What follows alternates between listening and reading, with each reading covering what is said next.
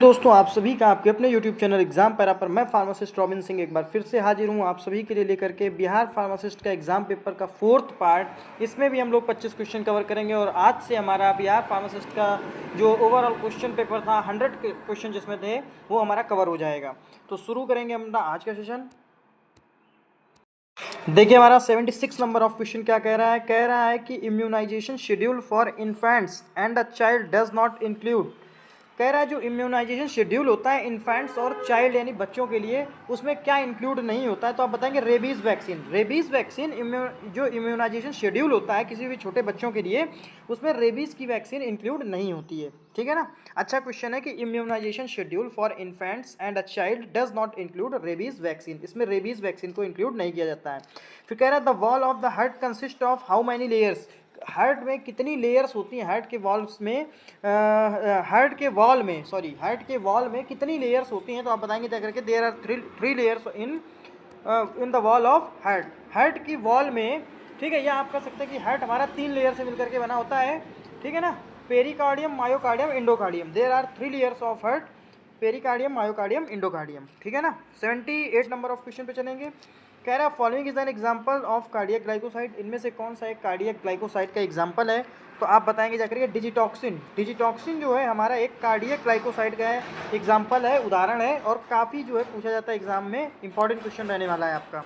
79 number of question देखिए क्या कह रहा है beta oxidation is involve in the metabolism of. जो बीटा ऑक्सीडेशन है किसके मेटाबॉलिज्म में इन्वॉल्व होता है जाकर के तो आप बताएंगे जाकर के लिपिड्स। लिपिड्स में जो है बीटा ऑक्सीडेशन जो होता है वो इन्वॉल्व होता है जाकर के मेटाबॉलिज्म ऑफ लिपिड्स। जब लिपिड्स का मेटाबॉलिज्म होता है तो वहाँ पे आपका बीटा ऑक्सीडेशन होता है। तो सीधे सीधे आप याद करेंगे कि बीटा ऑक्सीडेशन जो है वो हमारा लिपिड्स के मेटाबॉलिज्म से रिलेटेड है। 80 नंबर ऑफ क्वेश्चन पे चलेंगे। देखिए क्या कह रहा है catgut is a type of. Catgut किसका एक टाइप है। तो आप बताएंगे सूचर्स। सूचर्स का टाइप होता है जाकर के कैटगट, यानी catgut is a type of sutures. फिर अगले क्वेश्चन की तरफ बढ़ेंगे। 81 नंबर ऑफ क्वेश्चन देखिए क्या कह रहा है pus formation happens in. Pus formation happens in यानी पस का फॉर्मेशन कब होता है। तो आप जब बताएंगे सेप्टिसीमिया की कंडीशन जब होती जाकर के। जब सेप्टिसीमिया का मतलब होता है जाकर के एक तरीके से जब टॉक्सिसिटी बढ़ जाती है जाकर के आपके पर्टिकुलर एरिया में जहाँ पे डैमेज होता है वहाँ पे पस का फॉर्मेशन हो जाता है। तो जहाँ पे इन्फेक्शन हो जाए, सेप्टिसीमिया का मतलब इन्फेक्शन। ठीक है ना। तो सेप्टिसीमिया का मतलब हो गया इन्फेक्शन। फिर 82 नंबर ऑफ क्वेश्चन देखिए क्या कह रहा है valproic acid is a drug from category. Valproic acid किस कैटेगरी की ड्रग है। तो आप बताएंगे जाकर के वेल्प्रोइक एसिड हम लोग एंटी इपिलेप्टिक देते हैं जाकर के, या एंटी सीजर देते हैं जाकर के, या एंटी इपिलेप्टिक या एंटी सीजर। ठीक है, या एंटी कन्वर्जेंट भी इसको बोल देते हैं। तो एंटी कन्वर्जेंट, एंटी सीजर या एंटी इपिलेप्टिक। ठीक है, यानी मिर्गी के अगेन जो है काम करती है हमारी वेल्प्रोइक एसिड। फिर 83 नंबर ऑफ क्वेश्चन पे चलेंगे। कह रहा है moisture can not pass through. Moisture जो है कहाँ पे पास नहीं होता है। मॉइस्चर या कहाँ पे पास नहीं हो सकता है। तो moisture can not pass through किसके माध्यम से पास नहीं हो सकता है। तो आप बताएंगे ग्लास। अगर ग्लास है, ठीक है, कोई चीज़ ग्लास में हमारी स्टोर है तो उसके अंदर मॉइस्चर जो है नहीं जा सकती है। तो कह रहा है moisture can not pass through. Moisture किसके थ्रू पास नहीं हो सकती है। आप बताएंगे ग्लास। ठीक है ना। दोस्तों अगर आप लोगों ने चैनल को सब्सक्राइब नहीं किया है तो प्लीज़ हमारे इस चैनल एग्जाम पैरा को सब्सक्राइब करिए, वीडियो को लाइक करिए और अपने दोस्तों तक ज़रूर शेयर करिए। हम आपके लिए इसी तरीके से जो डिफरेंट प्रीवियस ईयर के जो फार्मासिस्ट के क्वेश्चन पेपर होते हैं वो लाते रहते हैं। ठीक है, और आपकी तैयारी में एक कदम बढ़ाते रहते हैं।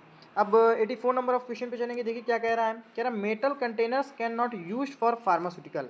मेटल कंटेनर, मेटल का कंटेनर्स जो कि इस्तेमाल नहीं कर सकते हैं फार्मास्यूटिकल्स स्टोरेज में। इस तरीके से फार्मास्यूटिकल्स का मतलब सीधी सी बात है, अगर कंटेनर की बात है तो कंटेनर में क्या करेंगे, स्टोरेज ही करेंगे। तो फार्मास्यूटिकल, जब फार्मास्यूटिकल प्रोसीजर जहाँ पे हो रहे होते हैं वहाँ पे कौन सा मेटल कंटेनर हम लोग इस्तेमाल नहीं करते हैं। तो आप बताएंगे इंजेक्टेबल के लिए। किसके लिए नहीं इस्तेमाल कर सकते हैं, इंजेक्टेबल के लिए इस्तेमाल नहीं करेंगे। कह रहा metal containers can not use for pharmaceutical. कौन सी फार्मास्यूटिकल प्रिपरेशन के लिए, ठीक है, या कौन से फार्मास्यूटिकल प्रोडक्ट के लिए हम लोग मेटल का कंटेनर इस्तेमाल नहीं करेंगे। तो आप बताएंगे इंजेक्टेबल्स। इंजेक्टेबल्स के लिए मेटल का कंटेनर इस्तेमाल नहीं करेंगे। 85 नंबर ऑफ क्वेश्चन क्या कह रहा है limit test of iron is performed using. जो लिमिट टेस्ट है आयरन का, जो लिमिट टेस्ट है वो हम लोग किसको परफॉर्म करके करते हैं। तो आप बताएंगे जाकर के थायोग्लाइकोलिक एसिड के साथ परफॉर्म करते हैं। तो limit test of iron is performed using thioglycolic acid. कहने का मतलब समझ रहे हैं कि limit test of iron, iron का लिमिट टेस्ट जो हम लोग परफॉर्म करते हैं किसकी मदद से, किसका यूज़ करके, तो आप बताएंगे थायोग्लाइकोलिक एसिड का इस्तेमाल करके इस्तेमाल करते हैं। और थायोग्लाइकोलिक एसिड ये अपना डेपिलेटरीज की तरह भी इस्तेमाल होता है जाकर के। फिर 86 नंबर ऑफ क्वेश्चन पे चलेंगे। कह रहा है water attack test is done in this type of glass. कह रहा है किस तरीके की ग्लास में वाटर अटैक टेस्ट हम लोग करते हैं। Water attack test is done in this type of glass. तो आप बताएंगे जाकर के treated soda lime glass, general purpose borosilicate glass. तो जनरल पर्पस बोरोसिलिकेट ग्लास और जो सोडा लाइम ग्लास है, ठीक है ना, सोडा लाइम ग्लास और जनरल पर्पस बोरोसिलिकेट ग्लास, यहाँ पे हम लोग वाटर अटैक करते हैं जाकर के, वाटर अटैक टेस्ट करते हैं जाकर के, ठीक है ना, इन दोनों टाइप ऑफ ग्लास के लिए। तो water attack test is done in this type of glass, मतलब किस तरीके की ग्लास में हम लोग करते हैं वाटर अटैक टेस्ट, तो ट्रीटेड सोडा लाइम ग्लास और जनरल पर्पस बोरोसिलिकेट ग्लास। फिर 87 नंबर ऑफ क्वेश्चन देखिए क्या कह रहा है। कह रहा है cotrimoxazole is combination of, very very very important question है कॉट्रीमोक्साजोल। तो cotrimoxazole is the combination of, आप बताएंगे सल्फा मिथॉक्साजोल एंड ट्राइमिथोप्रिम। इसको थोड़ा सा और अगर डीप चलते हैं तो five parts of sulpha methoxazole plus 1 part of trimethoprim. ये क्वेश्चन आपका आया हुआ है, ठीक है।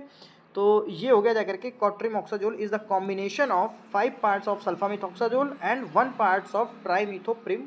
अगर ये आपको नहीं दिया तो सीधे सीधे याद कर लेंगे कि कॉट्रीमोक्साजोल में सल्फा मिथॉक्साजोल और ट्राइमिथोप्रिम पाया जाता है। 88 नंबर ऑफ क्वेश्चन देखिए क्या कह रहा है। कह रहा है normal pH of human blood, human blood का नॉर्मल पीएच कितना होता है। तो आप बताएंगे जाकर के 7.35 से 7.45। ये इन्होंने बिहार फार्मासिस्ट का जो प्रीवियस ईयर हुआ था पेपर 2018 में, उसमें इन्होंने ये माना था आंसर कि 7.35 से लेकर के 7.45 तक होता है। फिर कह रहे हैं not technique of sterilisation, sterilisation की टेक्निक कौन सी नहीं है। तो आप बताएंगे जाकर के पुटिंग अंडर सनलाइट। अगर आप सनलाइट में कोई चीज़ रख दें, सूर्य की रोशनी में कोई चीज़ रख दें, तो इससे आप सोचें कि स्टरलाइजेशन हो जाएगा, तो ये जो है तरीका नहीं है, ठीक है। Not a technique of sterilisation, moist heat sterilisation, dry heat sterilisation, यानी फिजिकल, केमिकल और रेडिएशन, ये 3 तरीके होते हैं जाकर के, या मैकेनिकल स्टरलाइजेशन, फिजिकल, केमिकल और मैकेनिकल स्टरलाइजेशन, ठीक है।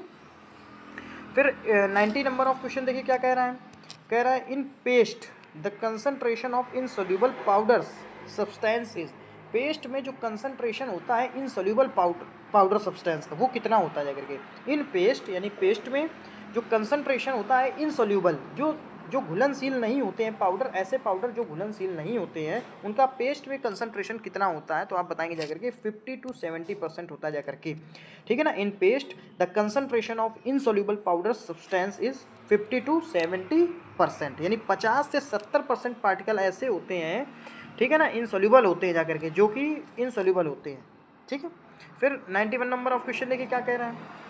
कह रहा है कि the organism responsible for peptic ulcer, peptic ulcer के लिए कौन सा ऑर्गेनिज्म, कौन सा माइक्रो ऑर्गेनिज्म रिस्पॉन्सिबल होता है। तो आप बताएंगे हेलिकोबैक्टर पाइलोरी या एच पाइलोरी, हम लोग इसको कहते हैं एच पाइलोरी, ठीक है ना। तो ये जो है रिस्पॉन्सिबल होता है अल्सर के लिए, जो पेट में पेप्टिक अल्सर हो जाते हैं, आपके जो घाव हो जाते हैं, अल्सर मतलब घाव होता है, ठीक है, वो किससे हो जाते हैं, हेलिकोबैक्टर पाइलोरी से हो जाते हैं। 92 नंबर ऑफ क्वेश्चन देखिए क्या कह रहा है। कह रहा है this act aims at rising the status of pharmacy profession in India. ये जो एक एक्ट के बारे में बात हो रही है, ये वो एक्ट है जो कि फार्मेसी प्रोफेशन को बढ़ाता है इंडिया में। कौन सा एक्ट है, तो सीधी बात है फार्मेसी एक्ट 1948 है। फार्मेसी एक्ट 1948 ही एक अपना ऐसा एक्ट है जो कि फार्मेसी की प्रोफेशन को इंडिया में बढ़ाता है, बढ़ाने का काम करता है। 93 नंबर ऑफ क्वेश्चन देखिए क्या नाम। In the preparation of cold creams, cold creams की प्रिपरेशंस में देखिए ये है water in oil types base का इस्तेमाल करते हैं, यानी वाटर जो है आपका कम होगा, सॉल्युबल फेज होगा वाटर और सॉल्युबल मीडियम होगा जाकर के ऑयल, ठीक है, यानी वाटर का कंसंट्रेशन कम होगा, ऑयल का कंसंट्रेशन ज़्यादा होगा। ये होता है वाटर इन ऑयल या WO टाइप ऑफ बेस का इस्तेमाल करते हैं कोल्ड क्रीम्स में। तो सीधी सी बात है कि कोल्ड क्रीम से हम लोग किसका इस्तेमाल करते हैं, तो आप बताएंगे water in oil types of base का, यानी वाटर कम होगा ऑयल ज़्यादा होगा, चूँकि सर्दियों में आपकी त्वचा रूखी हो जाती है और इस ड्राइनेस को कम करने के लिए आप ऑयल का इस्तेमाल करेंगे तो सीधी सी बात है सर्दियों वाली जो कोल्ड क्रीम है उसमें ऑयल ज़्यादा होना चाहिए, तभी तो आपकी त्वचा जो है ह्यूमिडिटी बनी रहेगी, त्वचा जो है आपकी मॉइस्चर बनी रहेगी, मॉइस्चर जो है त्वचा में बना रहेगा। 94 नंबर ऑफ क्वेश्चन देखिए क्या कह रहा है। कह रहा है the system of medicine which revolves around वात पित्त कफ। कह रहा है मेडिसिन का वो सिस्टम जो कि डिस्क्राइब करता है या जो बात करता है वात पित्त और कफ की, तो कौन सा सिस्टम है, तो आप बताएंगे जाकर के the system is known as ayurvedic system. ठीक है, आयुष की कैटेगरी में आता है जाकर के। आयुर्वेदा योगा यूनानी सिद्धा, इस तरीके में तो जो आयुर्वेदिक होता है ना, वो होता है जाकर वात पित्त और कफ से रिलेटेड होता है, यह बातें करता है, इसके बारे में हमें बताता है। Oxytocin is secreted by 95 number of question कह रहा है कि ऑक्सीटोसिन कहाँ से सिक्रीट होता है, इंपॉर्टेंट क्वेश्चन रहने वाला है, वेरी वेरी वेरी इंपॉर्टेंट।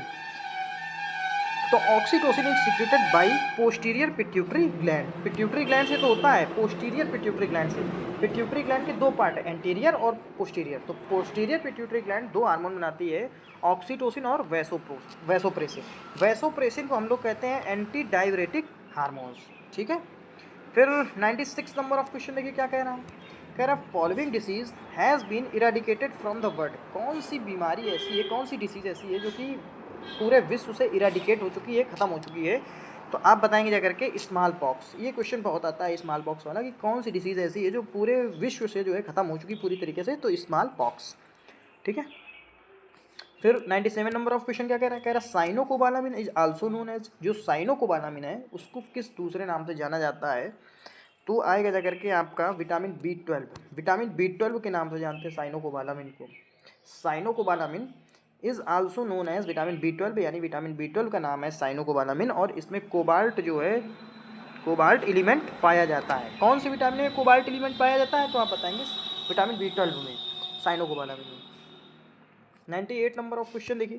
कह रहा lyophilisation is used for. Lyophilisation is used for, very very very important question है, कई जगह एग्जाम्स में आया हुआ है। आप बताएंगे ड्राइंग या सुखाने के प्रोसेस में लाइपोफिलाइजेशन वर्ड का इस्तेमाल करते हैं, ड्राइंग प्रोसेस में। ठीक है, तो lyophilisation is used for drying process. Drying का मतलब सुखाना। किसी भी जब मेडिकामेंट्स के लिए हम लोग अप्लाई करते हैं, एडिटिव के लिए इस्तेमाल करते हैं, या किसी भी प्रोडक्ट के लिए इस्तेमाल करते हैं, तो वहाँ पे आ जाएगा ड्राइंग। ठीक है, ड्राइंग प्रोसेस का अगर कर रहे हैं इस्तेमाल, तो वहाँ पे लाइपोफिलाइजेशन या लाइपोफिलाइजेजर करके, ठीक है, इसका इस्तेमाल करते हैं। Lyophilisation is used for drying heat. ठीक है, या ड्राइंग हीट प्रोसेस आप कुछ भी बोल सकते हैं। कह रहा following is not a bacterial disease. इनमें से कौन सा एक बैक्टीरियल डिसीज नहीं है, बैक्टीरिया की डिसीज नहीं है, तो आप बताएंगे जाकर कि cataract. Cataract is not a bacterial disease. ठीक है, कैटरैक्ट हमारी बैक्टीरियल डिसीज नहीं है, और आई की डिसीज़ है कैटरैक्ट। ठीक है ना। फिर कह रहा है फ्लावर ऑफ सल्फर इज, आज का हमारा लास्ट क्वेश्चन, जो कि इस सेट पेपर का 100 नंबर ऑफ क्वेश्चन है, और आज का हमारा 25वां क्वेश्चन होगा। ठीक है ना, तो कह रहा है फ्लावर ऑफ सल्फर इज, तो आप बताएंगे जाकर के एंटी पैरासिटिक एंड स्केबिसाइड। तो flower of sulphur is anti parasitic and scabicide, anti parasitic and scabicide, तो sulphur anti parasitic and scabicide. तो दोस्तों ये थे हमारे आज के 25 क्वेश्चन, और इन सबको मिला करके हमारे 100 क्वेश्चन हो गए जाकर के बिहार फार्मासिस्ट जो प्रीवियस ईयर पेपर हुआ था, और जो कि इंपॉर्टेंट भी हैं ये क्वेश्चन आपके अपकमिंग जो अभी फार्मासिस्ट का एग्जाम है बिहार में, उसके लिए।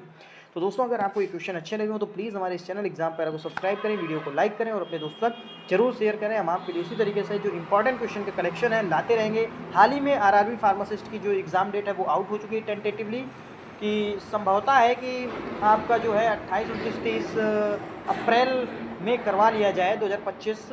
तो जो है आप लोग उसके लिए भी तैयार रहिए, उसके लिए भी आपको वीडियोस जो है अभी उपलब्ध करा दिए जाएंगे, धीरे धीरे करके जो है हम लोग पढ़ते रहेंगे। तो thanks for watching the video, thank you so much.